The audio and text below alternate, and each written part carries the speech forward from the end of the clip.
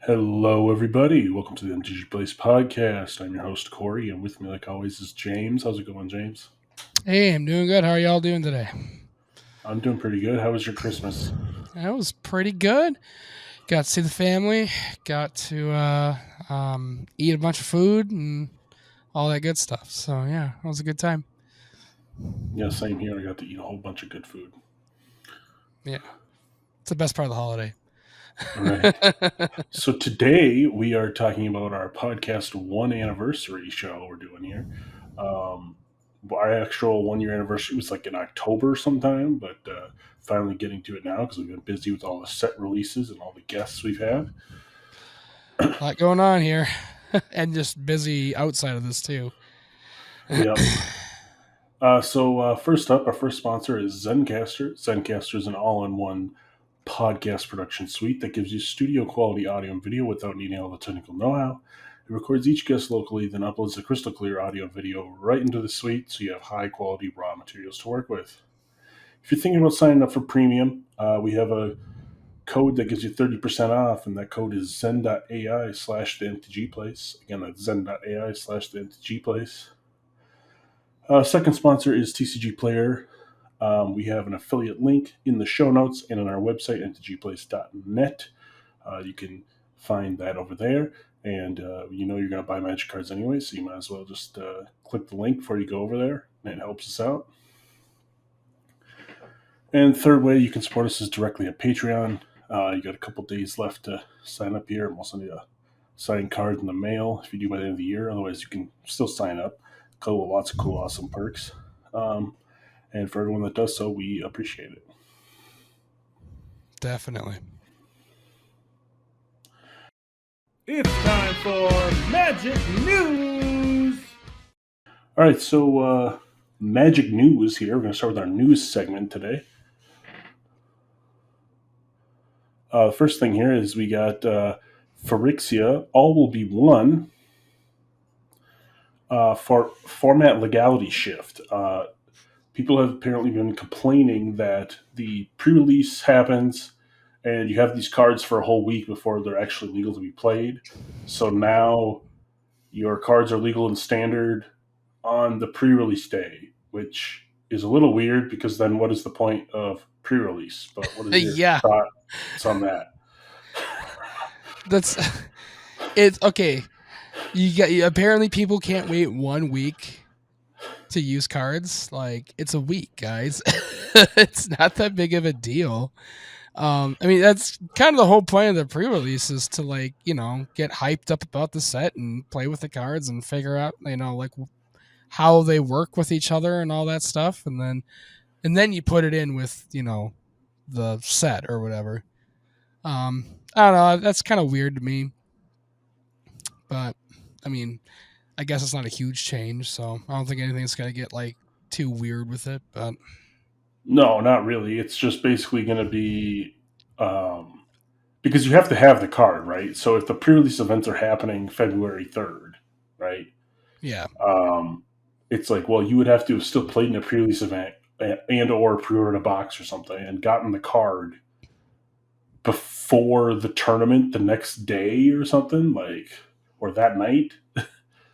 Yeah, like because you have to be really on top of it. Because like that Friday, like you're probably not going to play a standard deck like the Friday that it comes out, unless your people had like an early morning pre-release or something. Like are you like home brewing at home? Like, oh, this is going to go well in this standard deck that I have. Like for me, it's just like whatever. Like for Commander, I think people were already just doing it anyway, and same with like online, you could just play it right away anyway. Right. Well, the thing like unless you're playing like in a sanctioned Commander, you know, setting, which fair, most people aren't. Most people are just playing in pods with friends. So I was like, who cares? Right. So it's like no one's gonna care.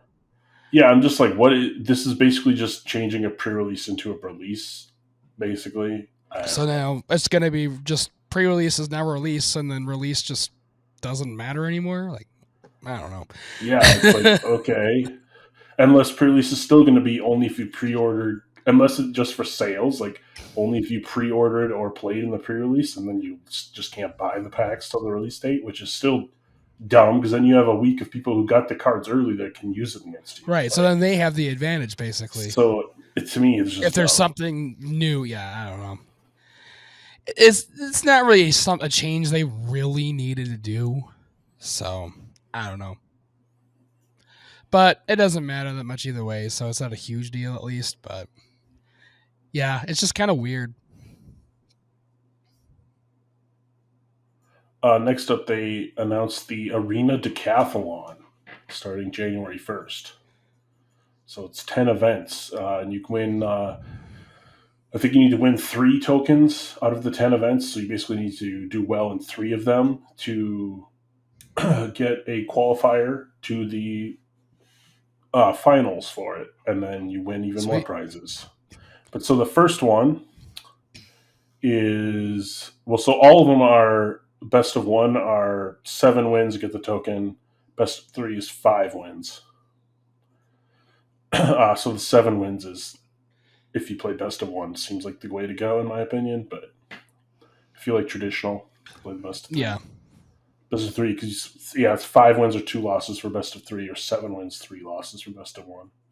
Mm-hmm. So I guess the 2 losses actually is quite a bit for best of 3. So you have to really get dominated twice.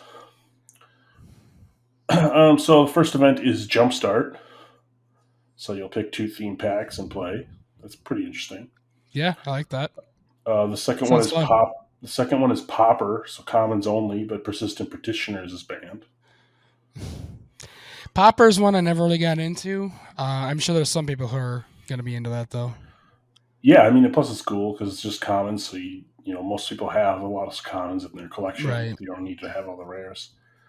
Decathlon 3 is a sealed draft with Dominaria, Dominaria United, and Brothers War packs. So that would be interesting. That sounds fun. That sounds like a good time. And then 4 is standard, but you have a gift bag emblem. So at the beginning of your upkeep, you choose one that hasn't been chosen. You get a treasure token, or clue, or a food. And they're banning Meat Hook in that event. Not surprised at all. And then Decathlon 5 is a traditional Brothers War draft. Decathlon 6 is Alchemy. Decathlon 7 is Kamigawa Neon Dynasty draft against bots. So it's just where you draft with the bots and then play normally against players. Yep. And then 8 is traditional Explorer, which is basically Pioneer, just only with the cards that are in Arena. Right. Decathlon 9 is interesting because it's like a cube draft against bots, but everyone has omniscience, so you can play everything for free. That's very interesting. Yeah, so that's like basically just draft the highest CMC, biggest, get big stuff and then play it. It really doesn't matter what the mana cost is. It's always interesting. And then Decathlon 10 is On the Edge. It's a 60-card deck, but you can only build with cards from Streets of New Capenna, Dominaria, and Brothers War. So interesting. Only the 3 most recent sets. Yeah. So basically standard. So if you get all 3, if you get 3 tokens, you get an entry to the finals and a Sundering Titan sleeve in Arena. If you get 7 entry tokens, you get 2 entries to the finals. So if you bust out, you can enter again. And the sleeve. And then if you get all 10, you get 2 entries, the sleeve, the gold Sundering Titan sleeve, and 10 play-in points, which help you qualify for the Mythic Championship or whatever it is, the Mythic Qualifier. Awesome. Yeah, that seems sweet. And if you do get into the finals, if you get one win in the finals, you get the showcase arts for every basic land in M21. Yeah, which those are really cool. For the game. Yeah. 2 wins is you get the Phage the Untouchable avatar, so your player could be Phage, which is kind of cool. Yes. And 4 free draft tokens and the showcase lands. And then 3 wins, you get all of that stuff plus 4 rare wild cards and 4 mythic wild cards. And if you hit all 4 wins, you get all of that stuff plus a voucher for one of every card in Phryxia All Will Be One. Oh wow. Yeah, so that's dope that you get That's sick. basically build your whole collection for the new set if you win this. Yeah, it's just like here you go, have a free box basically. It's like okay. Yeah, I mean it's just your arena obviously, but it's still good. But still, yeah. And what's dope, but what's really weird about this format is the format for the finals is a duplicate sealed pool. So what that means is it's one sealed pool they opened for the computer, and every single player has the same sealed pool. Oh wow. And you build your decks out of it. So it's just gonna be interesting to see what people do with that, I guess. Yeah, so I'm wondering if they'll give you like a bigger than normal sealed pool, or if it's going to be the same. It's probably going to be bigger than normal, right? I would think so. Otherwise, it's going to get way too samey. Otherwise, I would think, right? Right. Yeah. So they're probably going to like double or triple the pool size. I'm guessing. You got it because you got to have some kind of what's the word? Some variation of what people are doing. Yeah, because it says there'll be multiple possible decks to play. So yeah. Next up, they released a first look at the Phryxia All Will Be One, which comes out next year. We finally get to see Elish Norn. Yeah, we finally get to see the new Elish Norn, which I'm very excited about. Is honestly really busted because it doubles your ETBs and nerfs ETBs of opponents, so they don't happen. In any commander deck, I feel like this is a good card. Like any, obviously white one that can play it. Yeah, they actually played this on game nights already. They played it early with Elish Norn, and Elish Norn was just busted.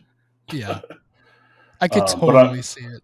I'm super pumped they're reprinting Phyrexian Obliterator. Love that card. Oh yeah, very very good card. And then Koth is going to be back. Yeah, so Koth is also very good. Yeah. And then last bit of news here is we got Dominaria Remastered. Comes out January 13th. So a bunch of reprints from all of the Dominaria sets or everything on the Dominaria plane. So that's kind of cool. Yeah. I like the cards. They look cool. I mean, it's all reprints, obviously, but if you need to pick some cool stuff up. Yeah, I mean, some of them are I think some of these are different arts. A lot of them have different arts. Some are same, but like the Armancer, that's very, very old art. Yeah. Like that's straight out of whatever that was, like 7th edition 10th edition or something. 10th edition, yeah. But yeah, good to see. Always good to see, reprints of, not all these are staples per se, but some of these are definitely very playable cards. So yep, you'll be able to pick some commander stuff up for cheap. Yeah, for sure. And hey, if your game store is doing a pre-release for it or a release event for it, go play it. It'll be fun. For sure. Next up, we're going to move into some finance stuff.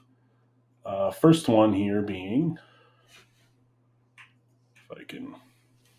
first one here is Chaos Defiler is up 68%.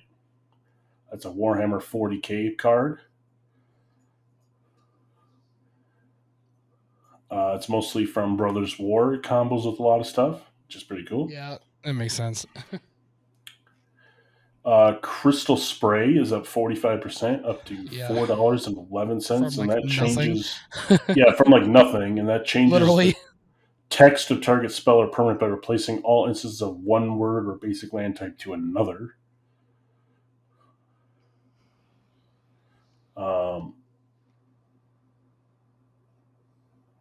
And people are saying it's because of a new format where people play off the same deck and share the same graveyard, which is interesting. Huh. Interesting, yeah. And then Ravenous Baboons is up 93%, up to $2 from like basically nothing because of the ape commander monkey prince. Commander. Yeah, that's not surprising. Now they finally have something to synergize with. Yep. And then from last week, Underworld Breach is up 68%, up to $15. Underworld Breach is just getting better and better. I'm seeing it Yep. played more and more in Commander. And it's played in Commander a ton. It's also played in Modern. And the more it gets played and the less it's not reprinting, the better it's going to be. So, yep. This card's probably just going to keep going up till they reprint it, honestly. So it's kind of like a red, like it reminds me of a red Yawgmoth's Will, honestly. Like, yeah. If you play red and need something and need that, you probably should get it now. Because it's just gonna keep going up most likely. And then Goblin Welder, because of all the artifacts from this new set, has now jumped up 55% to $25. Yeah, that's a lot. Well, because you need to be able to swap out your artifacts. Yeah. Here, have my mana rock, and I'll take your, good thing. Yeah. Well, you just traded off your shitty thing for something better in your graveyard, basically. Mm-hmm. And then Cyberdrive Awakener is up 38%, which is a rare artifact creature from the Commander in Kamigawa, which was, I think, the Vehicles deck. And it says in Vintage, some decks are playing this in paradoxical outcome decks are playing it. Okay. For some combo there, which is interesting. Awesome. All right, now we're going to play our little game here. We haven't played in a while. We're going to see if James can guess. Oh, God, here we go. Top 5 most expensive cards of a set. We're going in alphabetical order. We started with Alpha, or we're going in set release order. We started with Alpha. Yeah, chronological. And now we're on Legends. So let me find Legends here. We will see if you can guess them.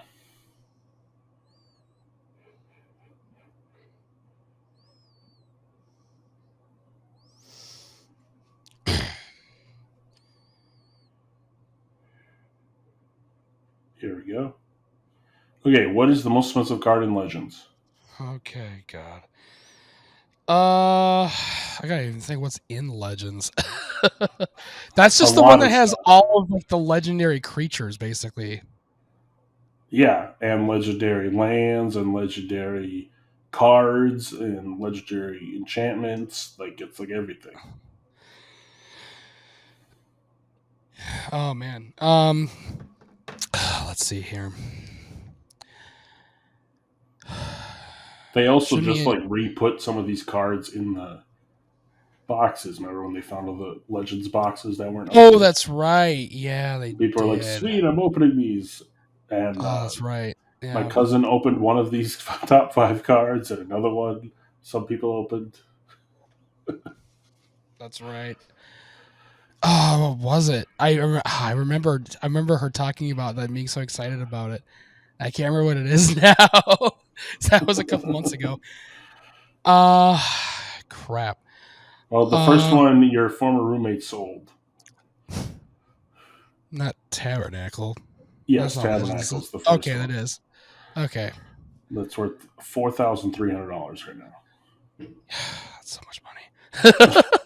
He sold it for like a quarter of that, I'm pretty sure. Yeah, like $1,000 or $2,000. It was like $1,200, I think is what he sold it for. I was like, oh man. And then the second one splits a card. Oh yeah, didn't she get? Was it Chains of Mistopheles? Was that what it was? Yeah, that's what she got. That's card number 3. Yeah, okay, that's what it was. I was trying to remember what she pulled. Okay, yeah, okay, so it's Chains. $1,400. Which is gross. God, I don't know if I'm going to get the other ones here. Let's see here. Is there like some random like commander or something that's from that set that's good? Is Nico Bolas in that? Like the original one? No, the rest, I'll give you a hint, are all enchantments. All are enchantments. Oh God, okay.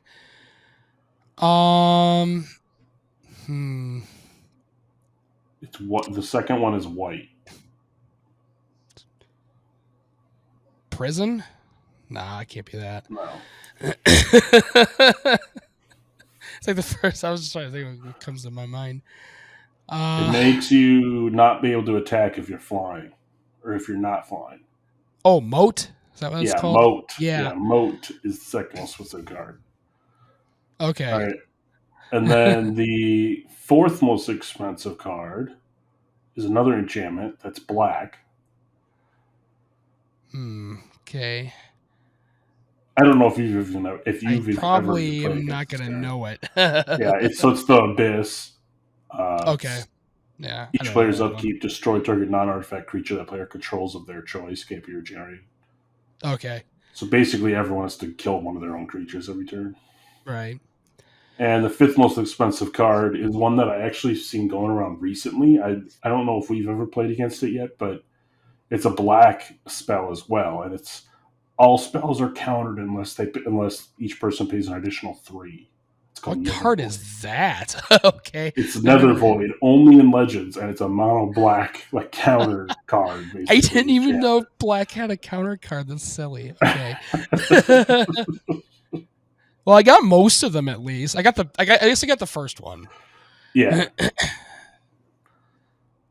then after that, you got some other good cards like Eureka. Mm-hmm. Oh yeah, Eureka's really good. So. And there was like a bunch of like legendary creatures that were good in that set too. Yeah, lots if of tons of stuff. And then like Sylvan Library was in that, and Land Tax. Yeah. And all that. That's a good card too. Good times back in the day. Yeah. So when now they made crazy ass cards. Right. Got Chains of Mistopheles and Sylvan Library were in the same set. Oh God. Everyone hates that combo. Which is the worst combo ever, by the way.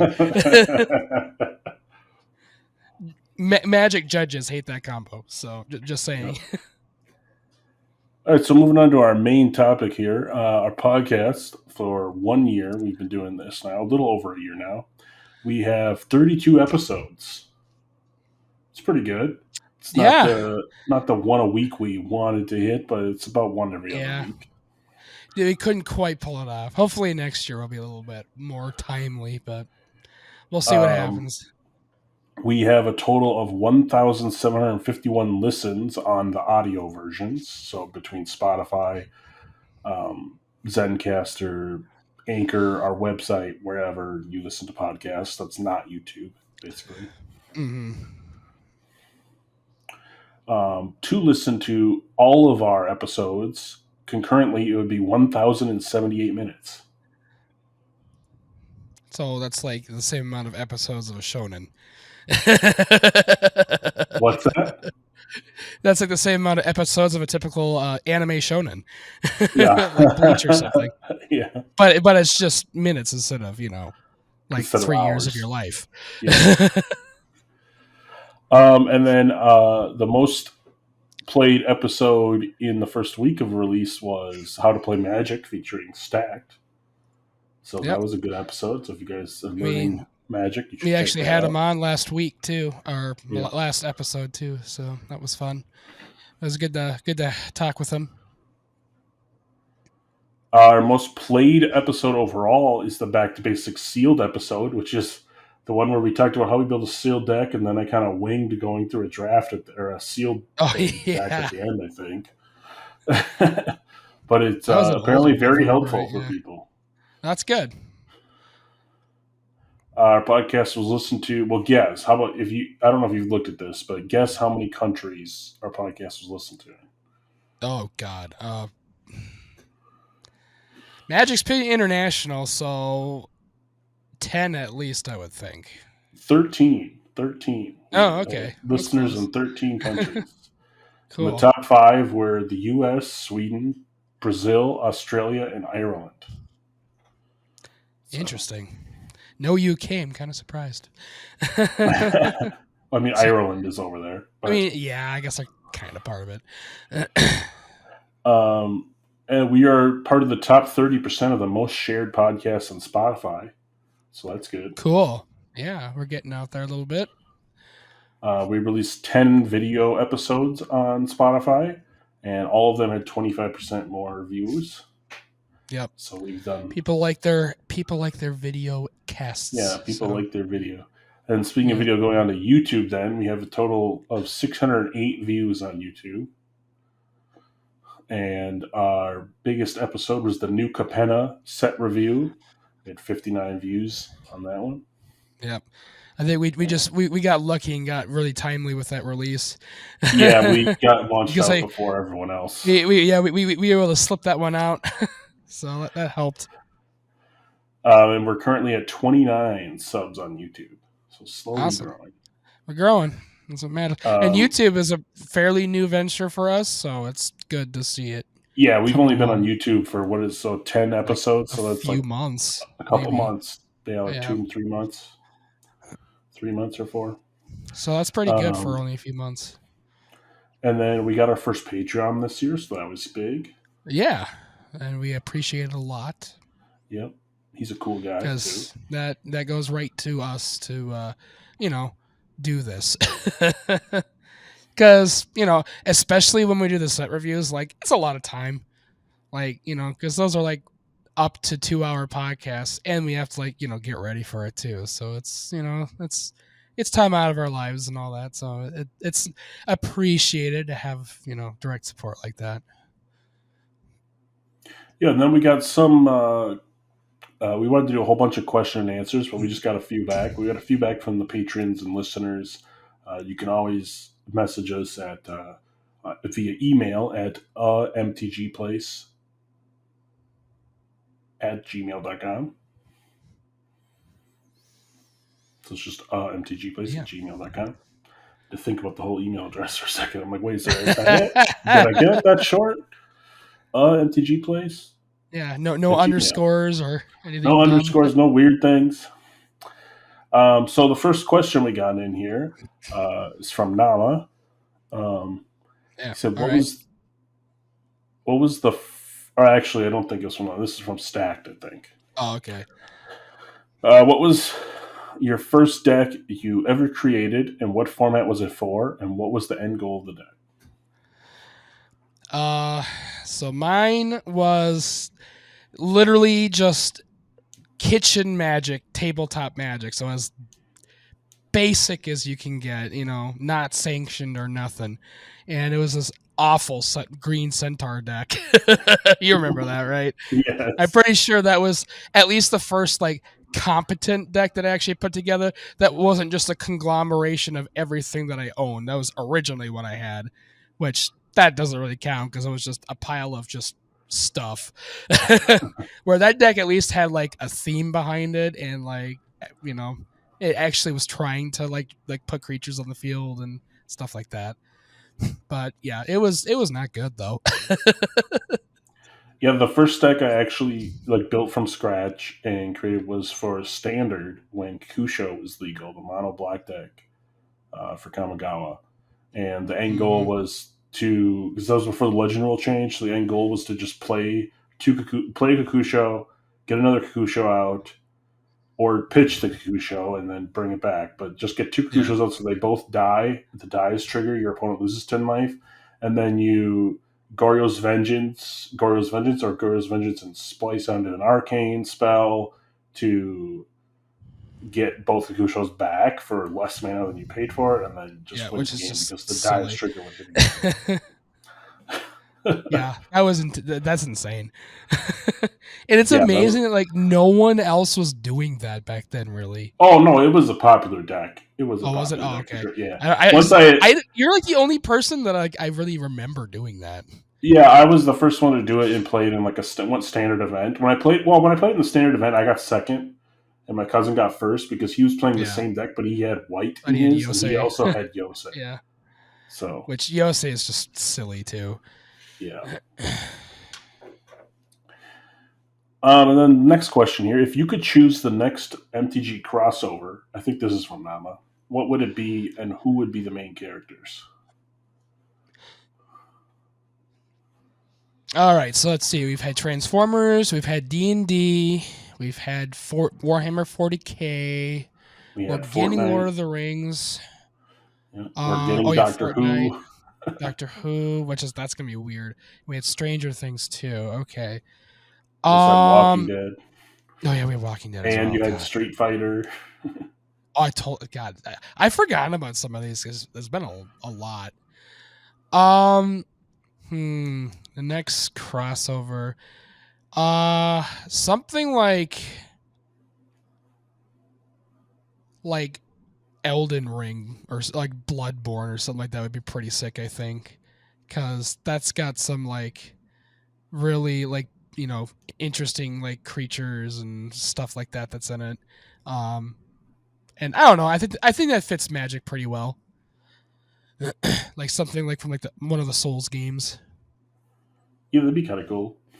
What would the main Yeah. characters? The bad guys, or just like your human people? Yeah, that's tough. I haven't really actually played a Souls game myself because they're infuriating. I played the very first one was Demon Souls, and I never Yeah, played one Demon's Souls since. was the first one. I Because think I I got like to the first almost boss, broke and that that was controller and how yeah, frustrating it was. pretty much. Yeah, it's not my kind of game. Yeah, I guess the main character because I guess it's just you. You're just the warrior, knight, or whatever you are. I guess that could be the main character. Yeah, I mean, for me, I would personally, I would choose Stargate Ooh, because Stargate would be fun. I love that show, and the main characters would be, the main heroes and the main villains. So, like, obviously, like Yeah, you could make Apophis be red or whatever. Um, that would be really cool. And then, obviously, I think Star Wars would be a logical one, just because Star of the Wars would be fact that sick. Yeah, so many people have made fan made sets like of that already that people queue right. draft. So. Yeah, that would definitely be pretty fun, for sure. I mean, especially like with Stargate, it's like a lot of like the enemies are like Egyptian based gods, and there's already kind of some of that in Magic, so like that would Yeah, definitely especially fit in in. the Amonkhet set. Amonkhet set, yeah. Yeah. And then our last question here is from our Patreon, J2 Scoop. He says, "What would be your top 10 to 15 cards per color to run in any deck for Commander? Basically, the staples you currently rely on that you're going to pull out first before you even settle on a theme or anything when you're building a deck."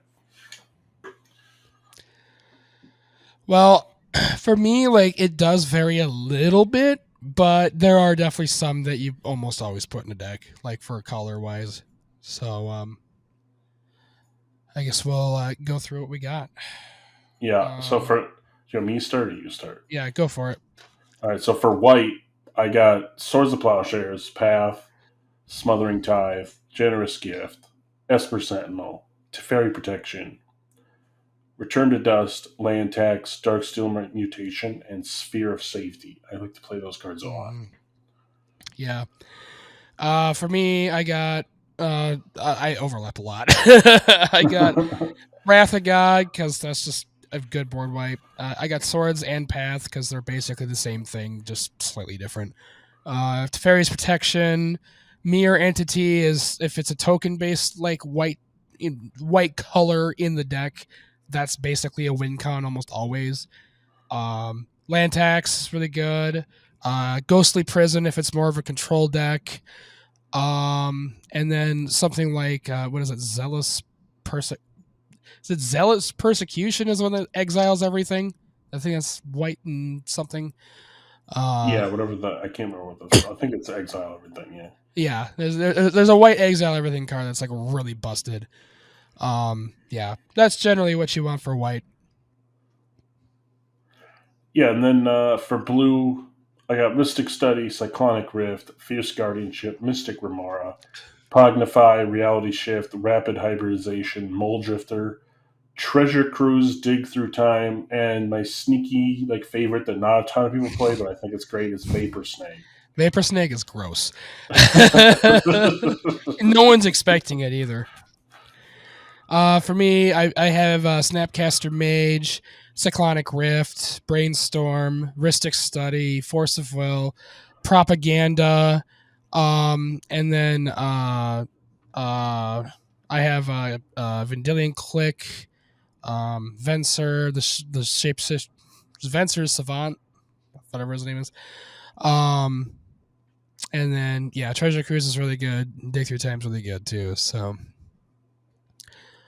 And then also, if you have the right kind of deck for it, Omniscience is also very good. Yeah, Omniscience just wins games. It just wins the game. Black, I got a longer list because black's my favorite color here. So yeah. Black, I got Demonic Tutor, Damnation, Toxic Deluge, Feed the Swarm. I feel like that's a highly underrated card. Needs to be played more. Deadly Rollick, Infernal Grasp, Ravenous Chupacabra, the Shieldred Whispering one, that's the old Shieldred, Meathook Massacre, Phyrexian Obliterator, Reanimate, Black Market Connections. That used to be Phyrexian Arena, but I've been playing Black Market Connections a lot more now. Yeah. Animate Dead, Dread Return, Unburial Rites, Murderous Rider. There's something about being able to kill a creature and then still have a board presence after because it goes on an adventure. It's kind of cool. And Bitter Blossom.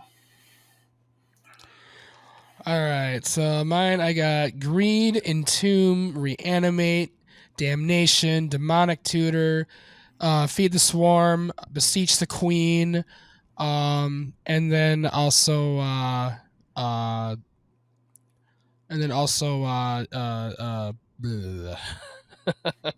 remember the name of it. Those are my main ones for black. Green's just really good just because you can draw cards. That's just really good in my book. Yeah, and then red, I got Lightning Bolt, Jessica's Will, Dockside, Vandal Blast, Atali, Imperial Recruiter, Terror of the Peaks, Wheel of Fortune, Dracuseth, Dragon Tempest, and Zorn. So my red is a little weird because I tend to lean to play dragons more when I play red because I don't. Yeah. The red's probably the color I play the least, honestly. So. Yeah, I'm kind of in the same boat. I don't have very many red personally. Blood Moon's really good. Rebel Master is really good if you're playing tokens. Bolt is just a classic red card. That just deals with a lot of stuff. Gamble's really good for card draw. Mob Rule is really good for basically winning most games. And then I also Wheel of Fortune is good, especially if you're playing Nekusar. And then something like either Impact Tremors for tokens or what is it, Dragon Storm, is that what that's called for, or Dragon Tempest for dragons? Dragon Tempest, that's what it is, yeah, for dragons. And then Sneak Attack can be really good too if you have the right kind of deck for it. Definitely. And then green, I got a long list to get to because I play a lot of green as well. Cultivate, Rampant Growth, Beast Within, Farseek, Heroic Intervention, Konama's Reach, Timeless Witness, Eternal Witness, Balagan Recovery, The Great Hinge, Birds of Paradise, Sakura Tribe Elder, 3 Visits, Nature Lore, Reclamation Sage, Llanowar Elves, or any other 1-drop mana dork. Mm-hmm. Yeah, green's just basically your color to give you mana, so yeah. Mine's I got Green Sun Zenith, Tooth and Nail, Birds of Paradise, Seedborn Muse, because why not untap everything? E-Witness, Great Henge, Doubling Season, Sylvan Library, and then one little dirty one that I play in one of my decks that's really fun, and if you have the right kind of hand for it, is Burgeoning. Because you just can just play all of your lands if you're set up right, which is just awesome.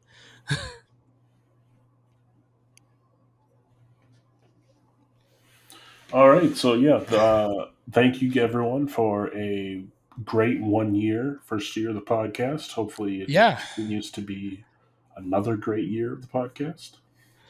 Yeah, it's honestly more than we ever wanted. We're happy to have a presence. We're happy to have support. The fact that anyone supports us is awesome. So, hopefully everyone had a great holiday, and we'll see you all next time. Bye, everybody. Bye.